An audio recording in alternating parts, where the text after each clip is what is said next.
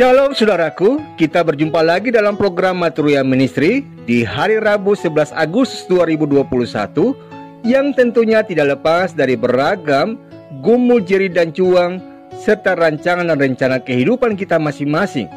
Karena itu adalah baik bila mana kita mengawali hari ini dengan bersaat teduh dalam pujian syukur, sembah, doa serta mendengarkan sapaan sabdanya sebagai kekuatan dan motivasi bagi kita semua, yang di dalamnya kita pun turut bersyukur untuk setahun usia kelahiran dan usia pernikahan bagi saudara-saudari kita yang merayakannya. Teristimewa untuk usia pernikahan bagi keluarga yang berbahagia, Bapak Rensi Moses Marganse Hutahuruk dan Ibu Linda Kusmawati, dan bagi keluarga Bapak John Permadi Purba dan Ibu Maria Lestari Magdalena Luhulima. Doa kami kiranya Tuhan Yesus senantiasa merahmati dengan kesehatan dan hikmat Allah, serta memberkati dan menyempurnakan sukacitanya bersama dengan kehidupan keluarga terkasih.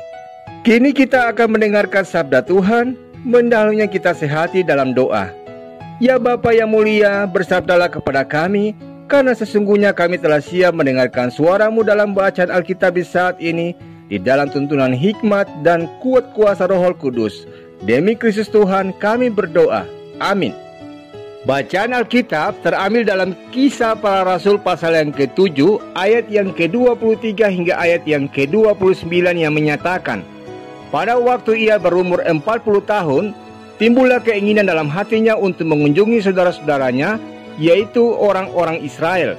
Ketika itu ia melihat seorang dianiaya oleh seorang Mesir, lalu ia menolong dan membelah orang itu dengan membunuh orang Mesir itu. Pada sangkanya, saudara-saudaranya akan mengerti bahwa Allah memakai dia untuk menyelamatkan mereka, tetapi mereka tidak mengerti. Pada keesokan harinya ia muncul pula ketika dua orang Israel sedang berkelahi, lalu ia berusaha mendamaikan mereka. Katanya, saudara-saudara, bukankah kamu ini bersaudara? Mengapakah kamu saling menganiaya? Tetapi orang yang berbuat salah kepada temannya itu menolak Musa dan berkata, siapakah yang mengangkat engkau menjadi pemimpin dan hakim atas kami? Apakah engkau bermaksud membunuh aku sama seperti kemarin engkau membunuh orang Mesir itu? Mendengar perkataan itu, larilah Musa dan hidup sebagai pendatang di tanah Midian. Di situ ia memperanakan dua orang anak laki-laki. Demikianlah sabda Tuhan. Saudaraku, kalau ada orang yang mau dan berani menegur kita di saat kita berbuat kesalahan, sebenarnya dia adalah orang baik. Orang yang bersedia mengambil risiko untuk kita musuhi. Karena umumnya kita beranggapan orang yang menegur adalah musuh, demi mengingatkan kita bahwa kita telah berada di jalur yang keliru. Lagi pula, menegur itu tidak nyaman, saudaraku. Jauh lebih mudah memberikan apresiasi atau pujian daripada memberikan teguran, bukan? Pikirkan ini. Ada orang yang mengorbankan rasa tidak nyamannya demi menegur kita, namun kita malah tersinggung dan memusuhinya. Jika tidak percaya, coba praktekkan. Memberi pujian itu gampang. Kata-kata manis meluncur dengan lancar dari mulut kita. Tapi coba tegurlah seseorang. Kita akan merasa seolah-olah lidah kita ini menjadi keluh dan sulit untuk berkata-kata. Menegur itu tidak mudah, saudaraku. Narasi bacaan kita mengisahkan tentang Musa yang mengambil risiko yang sangat besar saat berupaya mendamaikan dua orang Israel yang berselisih. Namun bukannya berterima kasih dengan menghentikan sikap mereka yang tidak terpuji itu, justru mereka tersinggung, marah, dan menyerang Musa dengan memojokkannya atas kesalahan yang telah ia lakukan.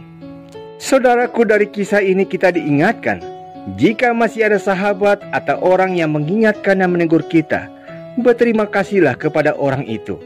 Jangan malah terbalik, kita kegerangan kepada orang yang memuji kita secara berlebihan, tetapi memusuhi orang yang menegur kita dengan maksud baik. Ingatlah apa yang dikatakan di dalam Amsal 27 ayat 6. Seorang kawan memukul dengan maksud baik, tetapi seorang lawan mencium secara berlimpah-limpah. Orang yang berani menegur kita, itulah sahabat sejati kita, saudaraku. Amin. Mengakhiri perenungan kita di saat ini, mari kita sehati dalam doa. Ya Bapa di sorga, syukur dan terima kasih untuk anugerah waktu dan kesempatan yang masih dipercayakan bagi kami, sehingga kami boleh ada lagi di hari yang baru ini.